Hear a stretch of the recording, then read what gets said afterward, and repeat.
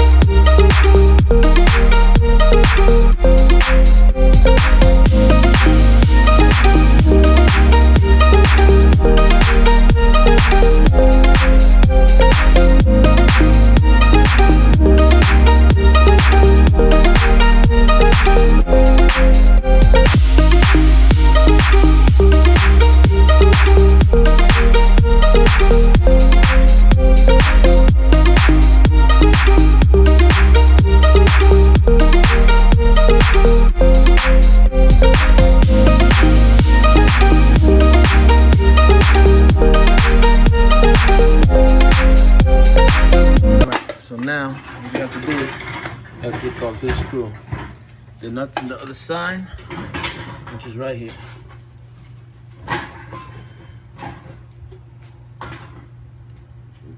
So, you take that off, this is gonna come on. But first, you have to loosen these bolts that are in the inside that I showed you guys before. But since we are changing the rotor in this, I'm gonna get to doing that. I'm gonna loosen up the caliper, I'm gonna pull it out, and change the rotor. All right, so more or less, we have to take off the caliper because we're gonna change the rotor. So in order to take out the caliper, there is 2 screws, one on top, one on the bottom.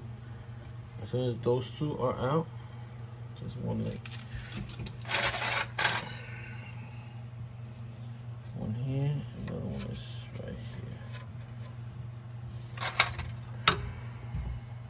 Right there, those 2. So those 2 come out, the whole caliper should come out. Just make sure you guys have something ready, a wire hanger or something, so you can hang it right here. That way you don't put stress on the brake line fluid and have yourself more problems. Now for the strut, shock, whatever itself, the screws right here, and the nut is on the other side right here. But that doesn't come off until you guys have taken the screws out from the top that are behind the seat, like I explained before.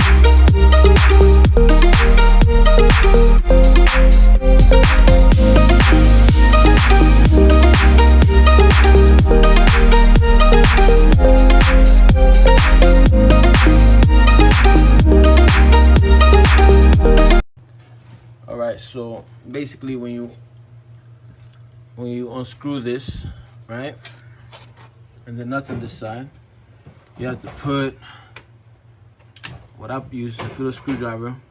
I put it in through the hole and I just hammer it through. You just hammer it all the way through till the screw pops right out, and then you take the screwdriver out, and that leaves this loose. Now you unscrew the 2 nuts for this, and it should drop. And the 2 nuts are right here, the front one, and there's one in the back. Take these 2 out, and this whole thing should drop down. So that's what we're gonna do next.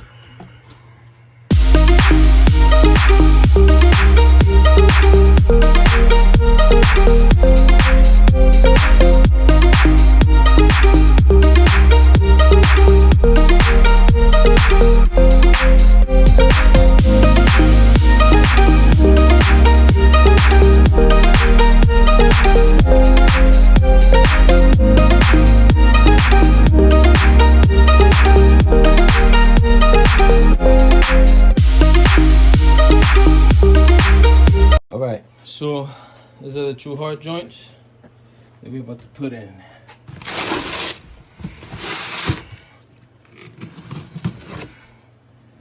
So I did order them off eBay.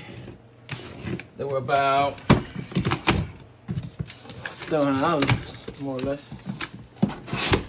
6 and change. Comes with little instructions that we usually read at the end. The keys to adjust the height. And then each one comes individually in its own box. So that. Look at this beautiful thing right there. Made pretty well. Since it has this little pocket right here, and it has 3 screws. Well, 5, but these 3 are the ones that get tightened down. I know this for the front.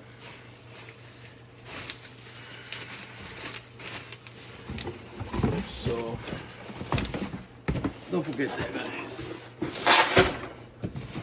Try the front as well.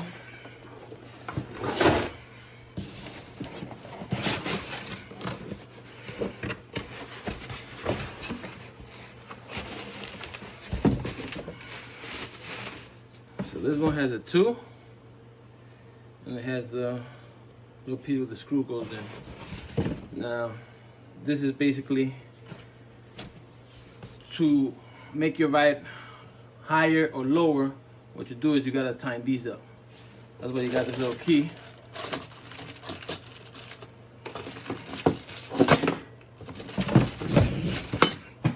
That's why you come with this little key, which more or less hooks onto these little gaps right here. And then you keep turning it, and they'll keep going up. And then the bottom one you'll screw up to make sure it doesn't slide down. And that's more or less how it works. Let's put this in. Alright, so basically what I did was I put him next to the original, which is this one, and try to bring it down as much as possible. This right here ends after about 1.5 inches. So I make sure I lift it up at a 1/2 inch of full thread on both sides. So to make it even, I put them next to each other before I go and put it on. So I suggest everybody does that before sewing the caliper. That way, the only thing you have to worry about is the tightening or loosening of the spring.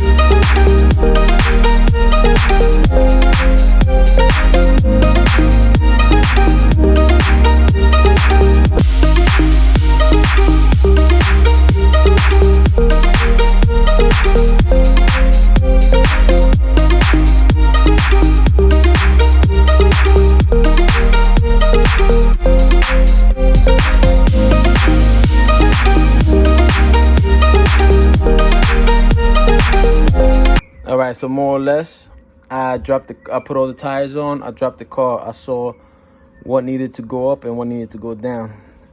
This one is inside of the car, which is all good and dandy, but we don't want it to scrape because he has 19s on it. So we're gonna raise it up about an inch and a half. So to bring it up, more or less, you just grab this little hook they give you, right? Go on the top one and spin it, and keep spinning it till you raise it where you want it. I'm gonna raise it all the way to 7 inches. I'm gonna do both sides 7 inches from the bottom of this base to the top of this red one right here. It'll be 7 inches. The back ones are 9 inches.